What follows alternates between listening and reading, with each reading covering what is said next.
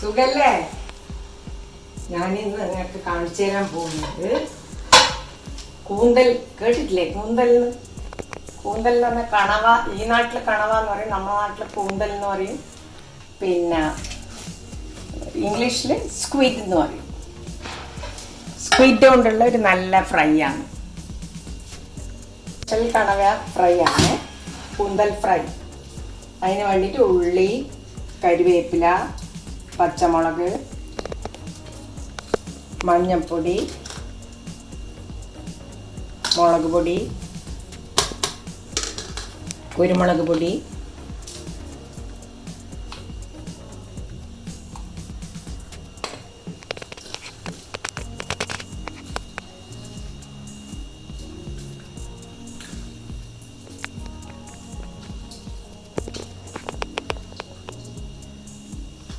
ഉപ്പ്, ആവശ്യത്തിനുള്ള ഉപ്പിട്ടാൽ. മുളക് പൊടിയെല്ലാം 1 ടേബിൾ സ്പൂൺ മതിയേ. കുരുമുളക് പൊടി 1 ടേബിൾ സ്പൂൺ, മഞ്ഞൾപ്പൊടി ആവശ്യത്തിന്. എന്നിട്ട് നല്ലോണം ഇത് തിരുമ്പുക. ഈ മീനിലിട്ടിട്ട് നല്ലോണം തിരുമ്പി കൂട്ടി വെക്കുക. നല്ലോണം പുരട്ടണം, കൈ കൊണ്ട് തന്നെ പുരട്ടണം, എന്നാലേ അതിന് ടേസ്റ്റ് ഉണ്ടാവും. പുരട്ടി കഴിഞ്ഞിട്ട് കളർ കുറവ് തോന്നുന്നുണ്ടെങ്കിൽ പിന്നെയും കുറച്ചും കൂടി പൊടികൾ ചേർത്താൽ മതി. കുറച്ച് കടുക് വറുക്കണം, കുറച്ച് ഒരു പേരിന് കടുക് പൊട്ടിച്ചിട്ട് ഇതാക്കണം. Lime juice പിഴിയുന്നേ.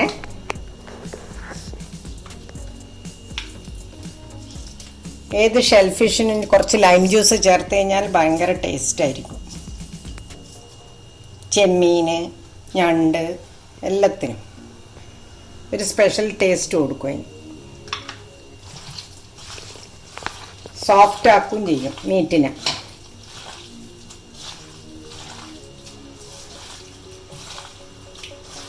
ഇതുണ്ടാക്കി നോക്കിക്കോ, പണിയും കഴിയും, വേഗത്തിൽ കഴിയും. അത്ര സാധനങ്ങളേ ഉള്ളൂ. ഇത് ചൂടായിട്ട് തിളച്ച് വരേണ്ട സമയമേ ഉള്ളൂ. തിളക്കുമ്പോൾ ഇതിൽ നിന്ന് വെള്ളം വരും, നല്ലോണം വെള്ളം വരും. ചെമ്മീനായാലും ഇതായാലും ഏത് ഷെൽഫിഷിനും നമ്മൾ തിളപ്പിക്കുമ്പോൾ വെള്ളം വരും. ആ വെള്ളം ഇതിൽ തന്നെ കിടന്ന് വറ്റണം, എന്നിട്ട് ഡ്രൈ ആക്കി എടുക്കണം. പാൻ ഉണ്ടാക്കാനുള്ള പാൻ എടുത്ത് അടുപ്പത്ത് വെച്ചിട്ടുണ്ട്. ഇനി നമുക്ക് എണ്ണയും കടുവാണ് ആവശ്യം. അതിന് എണ്ണ ഇവിടെയുണ്ട്, ഒഴിക്കാൻ പോകുന്നു. ഒരു 2-3 ടേബിൾ സ്പൂൺ ഒഴിച്ചു.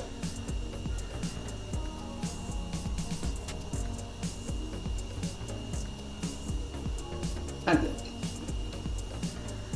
എണ്ണ ചൂടായി. ഇനി 2 ടീസ്പൂൺ കടുക്.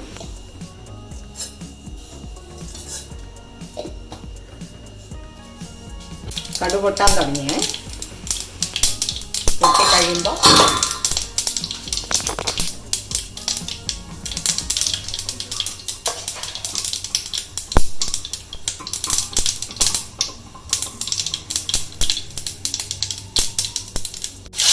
കടുക് പൊട്ടിക്കഴിഞ്ഞാൽ ഈ കൂന്തലെടുത്ത് ഇതിലേക്ക് ഇടും.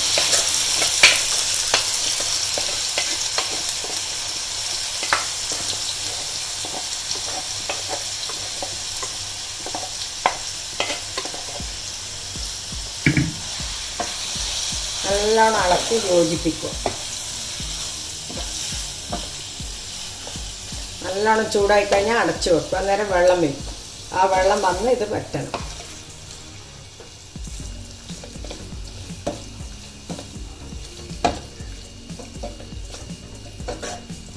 ഇത് ഞാൻ അടച്ചു വെക്കാൻ പോവാം. ഒരു 2-3-4 മിനിറ്റ് അടച്ചു വെക്കണം. ഇത് നമുക്കൊന്ന് തുറന്നു നോക്കാം. കണ്ട വെള്ളം വരുന്നുണ്ട? ഈ വെള്ളം വന്നത് വറ്റണം. അന്നേരത്തേക്ക് ഇത് വേവും.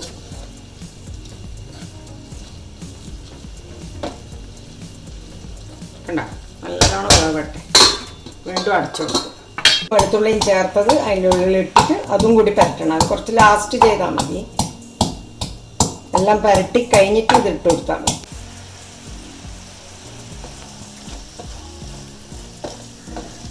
സിമ്മിലല്ല ഇത് കേട്ടാ. വലിയ തീയിൽ തന്നെ ഇത് വെച്ചോണ്ടിരുന്ന, മീഡിയത്തിലല്ല. നല്ലോണം തിളച്ച് പറ്റാൻ തുടങ്ങുമ്പോൾ മീഡിയത്തിലാക്കിയിടണം. വെള്ളമുള്ള സമയത്ത് തീ ഹൈ ആയാലും കുഴപ്പമൊന്നുമില്ല. വെള്ളമെല്ലാം വറ്റി. നല്ല വേവുള്ള സാധനമാണ്. ചെമ്മീൻ പോലെ 3 മിനിറ്റ് കൊണ്ടൊന്നും വേവില്ല. 10-12 മിനിറ്റ് വേണം ഇത് വേവാൻ. നല്ല ഡ്രൈ ആകുമ്പോൾ ഇതിൽ കംപ്ലീറ്റ് വെള്ളം പോകുമ്പോൾ തേങ്ങ വറുത്തത് ഇതിൽ ചേർക്കും. ഇതാ വെന്തു എന്നുള്ളത് അറിയാൻ പച്ചമുളകിൻ്റെ കളർ മാറിയിട്ടുണ്ട്, കറിവേപ്പിലേൻ്റെ കളർ മാറുന്നതാണ് കണക്ക്. ഇതിലുള്ള സാധനം ആയി എന്ന് അറിയിക്കാൻ. നല്ലോണം ഡ്രൈ ആകുമ്പോൾ തേങ്ങ വറുത്തതിടാൻ പറ്റും. ഇതാണ് ഡ്രൈ ആയേ. ഇത് കണ്ട, ഒരു തുള്ളി വെള്ളമില്ല. ഇതാ ഇപ്പം ലേശം ഉപ്പ് നോക്കുക. എൻ്റെ ഉപ്പ് കറക്റ്റാണ്. നിങ്ങൾ ഇടുമ്പോൾ ഇനി കുറഞ്ഞു പോയിട്ടുണ്ടെങ്കിൽ കുറച്ച് അന്നേരം ചേർക്കും. തേങ്ങ വറുത്ത വെറും തേങ്ങയുള്ളൂ ഇതിൽ. കണ്ട,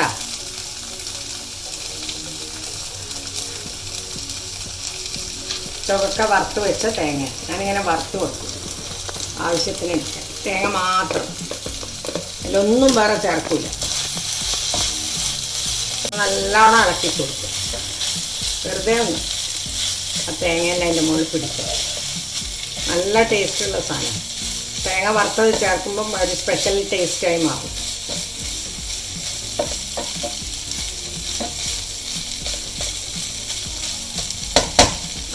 കഴിഞ്ഞേ.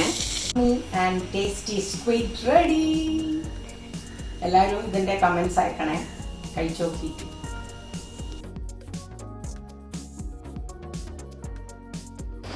For more such videos, please like, share and subscribe.